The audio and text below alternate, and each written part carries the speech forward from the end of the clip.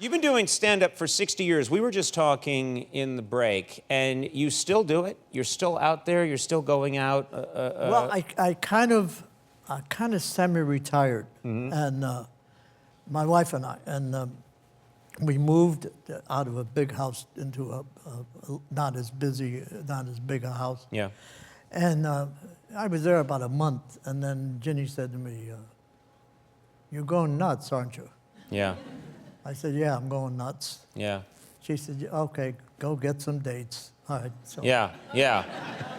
So you went back out. You went back out, and I think there's nothing wrong with that. You're a fan. I mean, people love it. They love to see you. It's what you were born to do. So why not do it? Why not that's the first thing I did, and it's. I mean, as long as I have my health, there's no reason not to do it. I mean, it's great. Yeah. Why not?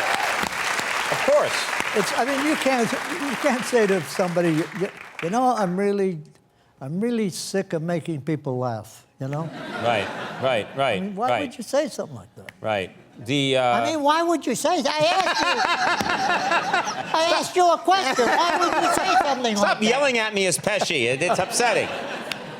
You've performed, I would imagine, in every single kind of venue. You know, small clubs when you were getting started back in the 60s, you know, big showrooms in Vegas, you know, massive halls. What about outdoor venues? Have you ever performed outdoor venues? Because those can be problematic. Yeah, because I played a date in Georgia, Atlanta, Georgia, a place called Chastain Park. And it was like the stage was covered, but the audience wasn't covered, you know. And it was like a downpour.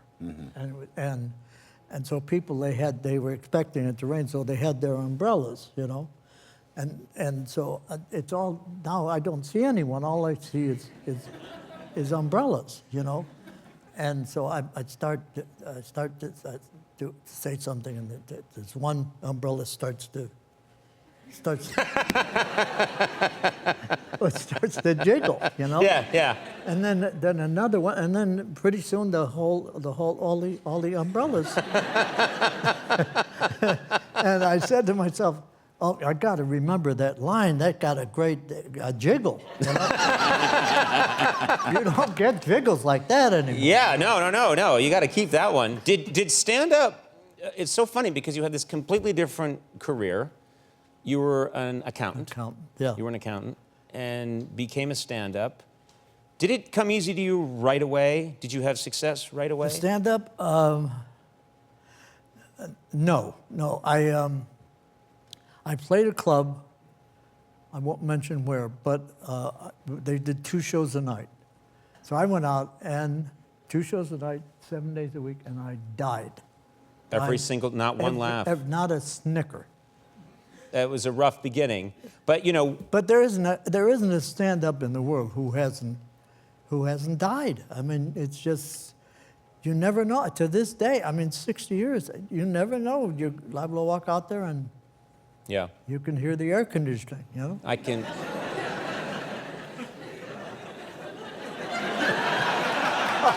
I hear it. I do hear it.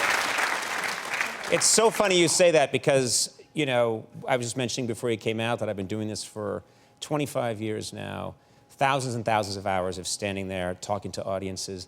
I would say it goes well more often than it doesn't go well. But there are times where I come out and I tell a joke, and the first joke goes great, and then I do the second joke, and I actually hear the air conditioning. Because, absolute nothing. And I've actually come to enjoy it almost. Do you know what I mean? Because if you comment on it and you say, you know, I can hear my own heart beating, ladies and gentlemen, or I guess that one we should have left on they're with you then, because they at least know, like, all right, you know that didn't work. And it's like, it's nice to know you're not going to get a laugh. Like, you don't have to worry about, is this going to work or not going to work? Right. Because you know you're going to walk out and hear the air conditioning. You know? Yeah. And you kind of look forward to it. Yeah. Because it's like no, you went too far. No one. It's like an old friend. You know? You know what's so it's so great about more than we obviously Jack Benny. I'm a huge fan, and you were a huge fan, a massive influence, and he influenced so many people. Johnny Carson, yourself, just a whole generation of comedians who then influenced another generation of comedians. But what you mastered, I think, better than anybody is the pause. You take these amazing pauses, and that was what's always been so distinctive about your act, is that you're so, you will take the time, and there'll be a long pause, and that was such an important part of your record when it first came out. And then I know that you had some problems because one of the engineers, I guess, thought that he could improve the record, right? Yeah, I made the album, and then they figured, well, oh, there's some silence. We can save some time there. So step, and it drove me nuts because it wasn't the way it wasn't you, and it wasn't what made you distinctive. I did it, yeah. Yeah. And okay. In fact, we'd be flying on a plane, and that's when they used to have the comedy stuff, and some people would be listening to me doing the driving instructor or whatever, and I would almost want to get up and say, please, let me do it for you, really. No, I want to put the pauses back. You'll enjoy it much more, trust me. I just can't imagine. I can imagine you working up and down the aisle. Okay, I'm going to do this for you. It's going to be great. It is such an honor and a treat when you stop by the show. I cannot thank you enough for being here. I love it. Come by tomorrow.